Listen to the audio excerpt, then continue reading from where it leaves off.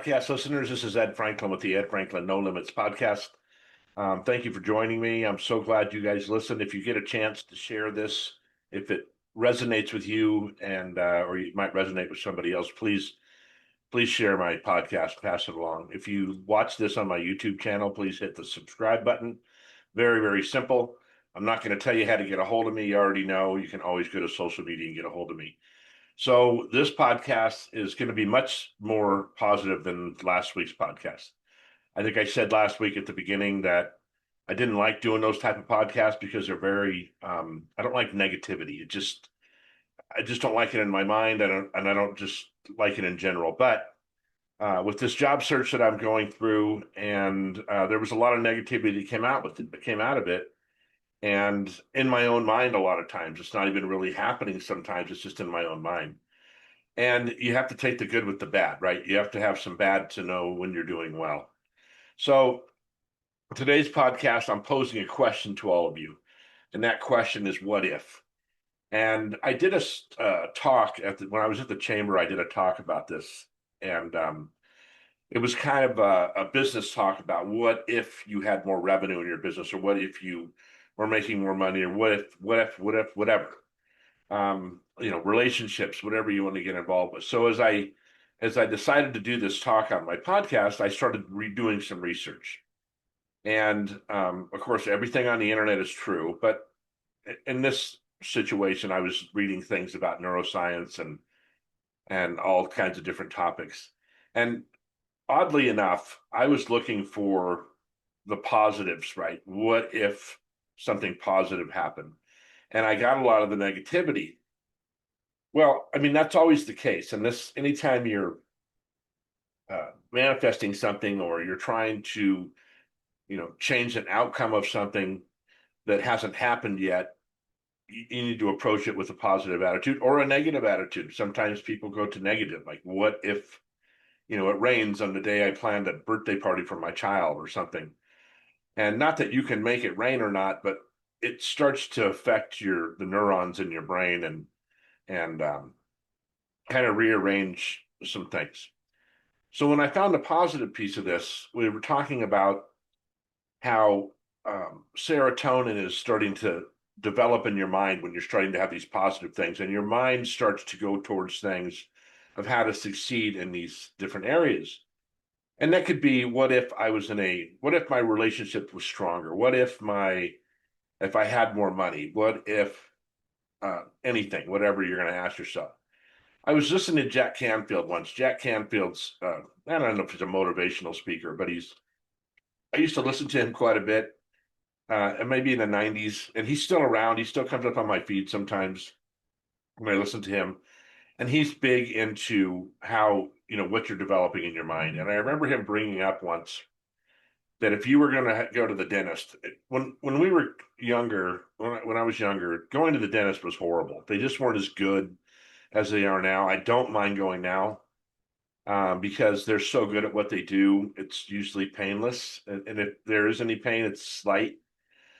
But back in the day, it was really when I used to have to get my teeth cleaned on a regular basis, and I had really bad teeth. As you know, I don't have any teeth anymore. These are all fake. They look good, though. They're expensive. Um, I would dread going to the dentist when I made that appointment. When I got my teeth cleaned, I used to call it Helga's House of Pain because it was so uncomfortable for however long, they were doing it. And he was talking about, so you have a dentist appointment on Friday, and you have all this anxiety about this appointment. And you go on Monday, Tuesday, Wednesday. As it gets closer, your anxiety level's coming up. It's starting to affect the way you're thinking. It's starting to affect the way you do your job. It's starting affecting the way you treat people or interact with people.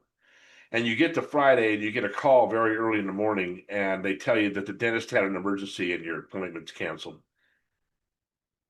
So for 4 days of that week, you pretty much ruined everything that was positive because you had so much anxiety about this dentist appointment.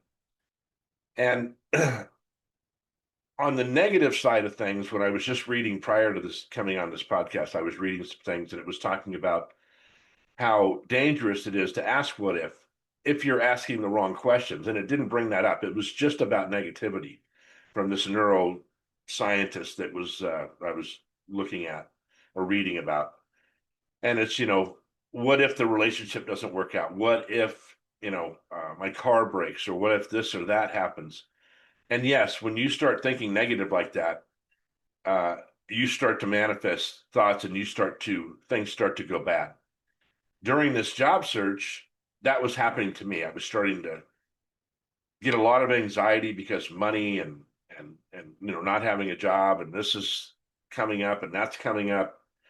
And as I'm going through this, I can feel myself starting to sit different, walk different, talk different, interact less at places that when I usually go, I'm very interactive in a positive way, telling jokes or whatever, smiling a lot.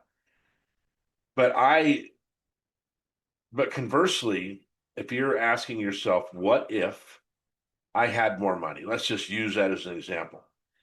I had asked somebody once, somebody that worked for me, a friend of mine, how much is a lot of money to you? And she thought for a second. She goes, $1 million. That's a lot of money. And to me, $1 million is not a lot of money. Would I like to have $1 million right now? Of course. Would it solve every problem in my life? It would solve a lot. Would it solve problems 5 years down the road? Probably not. $1 million you could spend these days in literally minutes. And she asked me, well, what is your number? I said $100 million. That's a lot of money to me. $100 million, I'd never need any more money in my life. I could manage that. I could have nice things. I could live nicely. I could travel. I could do a lot of things. So it's all kind of up to you and what you're thinking. But nevertheless, I asked her, what if you had that $1 million? What would you do? Oh my God! Now her wheels start turning. Right now she's coming up with all these positive things. Oh, I could do this. I could get my kids this. I could buy a new car. I wouldn't have any payments. I could keep my job, but I wouldn't have to worry about money. And you could see the change in her personality. And I could feel it when I start asking the right questions. I always go to this way to manifest good things, and that's to get that pad of paper out and start writing down, and I put at the top at what if, and then I start writing notes. What if I had $100 million?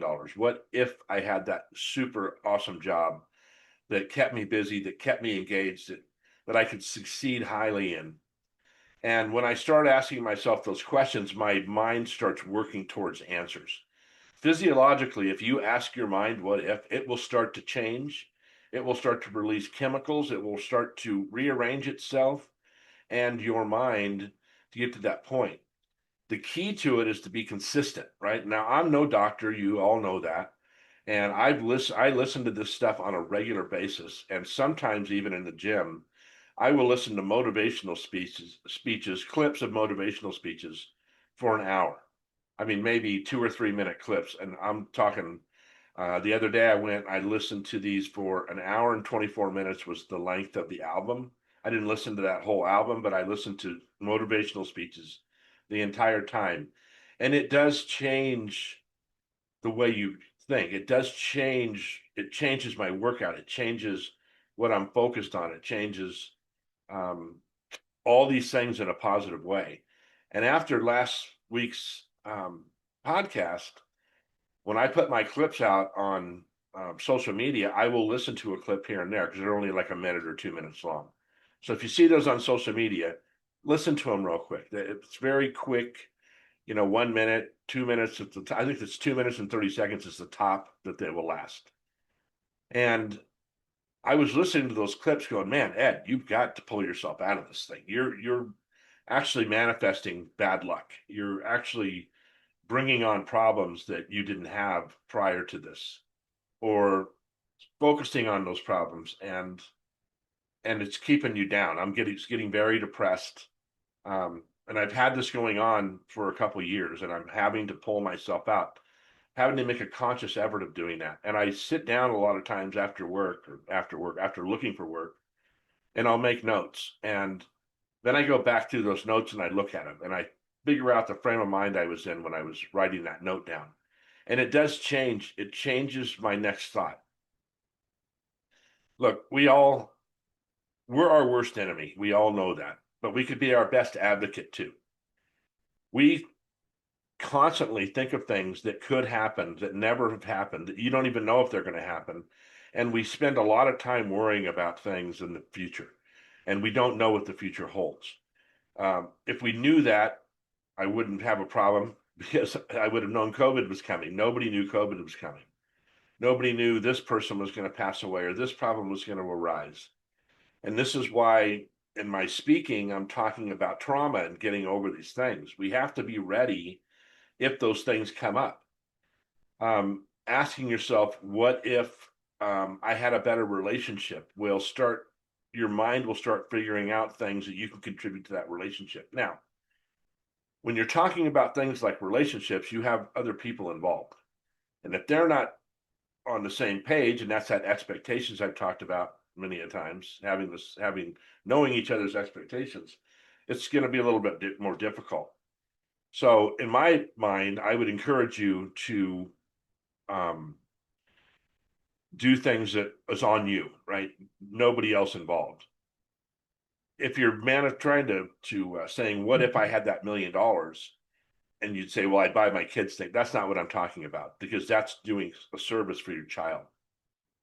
And so I would encourage you to sit down with that pad of paper and start writing things out. When you write things down, you remember them 20 times more, I think. There's a real number out there, but I'm telling you, if you write things down, you're going to remember those things a lot more. They're going to stick in your mind a lot more.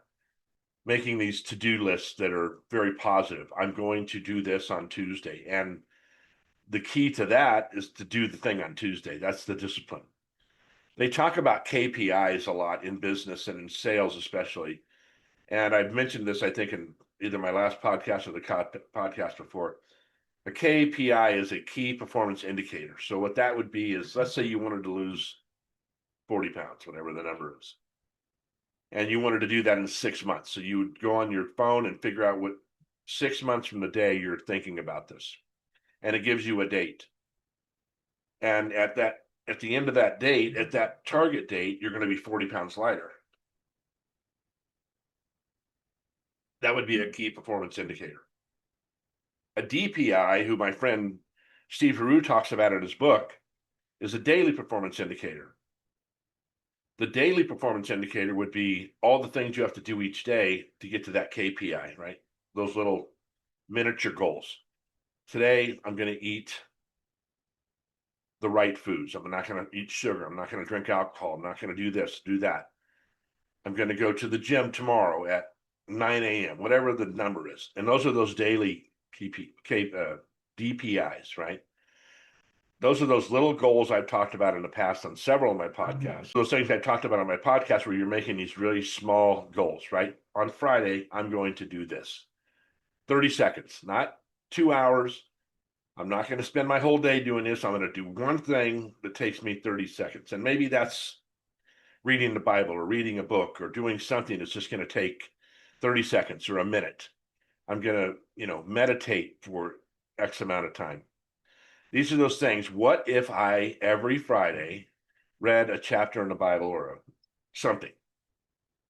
When you start doing those things, you're going to start manifesting good things. When you start talking to people positively and coming up with what ifs for each of you and bouncing those off people, you have to have some positive people in your life and bounce those off people that aren't going to criticize you for having this big, hairy, audacious goal at the end, KPI. You're going to have to do these little things. There's nothing wrong with you. There's nothing wrong with you not achieving a goal. However, it puts you behind. So if you're going to make those changes for this minute or that minute, you really should concentrate on getting that thing done. This is why I tell you to take these little baby steps, right? This job hunt has changed so much in the last 10 years of how you acquire leads for jobs. I applied for a job yesterday morning, and 2 hours later, I was turned down for the job. So I'm sure nobody saw, what I was. Nobody read my resume. So we have to do things differently, right? We have to reach out to our friends. We have to reach out to other people. We have to let people know that, hey, we're looking for work. We do this, we do that. Maybe you call ex-employers that you had a good relationship with. Maybe you call friends that you know are in a specific business and ask them, hey, do you know anybody? People want to help you. But if they don't know you're struggling, which I don't usually tell people I'm struggling, then I'm not getting a good response back. But when you start to ask yourself those what if questions, and in companies, a lot of times, let me get back to that. You start asking you those what if questions. What if I reached out to 10 people on Monday via email, text, however you want to call them, do whatever. And this goes with anything in your life. If you were deciding you wanted to get a new dog, you would do some research on dogs and you would go and start asking yourself, what if I had this kind of dog? How would that be in my home? How would that be to walk? How would that be to interact with? You do it all the time. You ask yourself, what if all the time? The problem is you're usually asking yourself, what if something goes wrong? And when you're doing that, what are you doing? You're manifesting that bad news. I like to in a company, take the opportunity with a group of people, if there's a good culture in the company, and say, what if we changed the way we did this and we did it this way? How would that affect other people in the company? How would that affect our customers? How would that affect? I got news for you. There's no company in the world that can't improve. They all can get better at what they're doing. But it takes those questions. It takes that culture to ask an owner or a CEO or somebody, hey, Mr. CEO, Mrs. CEO, what if we did it this way? Do you think that might be better? What if a salesperson asked different questions? What if? This, I'm telling you, this is a huge question that you have in your life. And not one of you that are listening to this podcast couldn't improve your life by asking what if on the positive side of things. You know, what if I got that degree? What if I took those extra classes? What if I learned this or got that certification? What if I had that? What would it accomplish? I was talking to my son yesterday, and he's in the IT world. And there's a lot of certifications you can get in the IT world. Let's say you don't have a degree, but you've been in IT for a while, and there's all these certifications you're going to get, and they're not horribly hard to get on a regular basis. I don't think. I'm not an IT person. But there's sales certifications that I could get. There's other things that I could, management certifications. They didn't have all this 20 years ago, but they have it now. And of course, it's from a so called expert. But what it does, it gives you credibility in the workplace. Are they, do you have to have a degree? I don't have a degree, and it's killing me right now because of job hunts you absolutely have to have a bachelor's degree. We did not need that 30, 40 years ago. It was not necessary to get that to get into the positions I was in. Obviously, I got in a lot of good positions and I never had that degree. But when I start reading about why are employers looking like that, it's really just credibility. It's the fact that you did it. Whether it's right or not doesn't matter. The people that are holding the gold that you want to get a piece of are putting this out there. Education. Education has never been a bigger business than it is now. And it's almost like collusion that the companies and the education system and maybe the government too, I don't know, are getting together and saying, look, if you don't have this education, you need to get educated. If you don't get educated, you're not going to be able to get a job, or you're not going to be able to get to a level that you want to get to. And of course, doctors, lawyers, people like that, have always needed that education. But it's getting down to where I'm getting asked if I have a degree for a job that I could do with my eyes closed, that you could never learn anything about that degree. It's not a specific thing like heart surgery or something like that.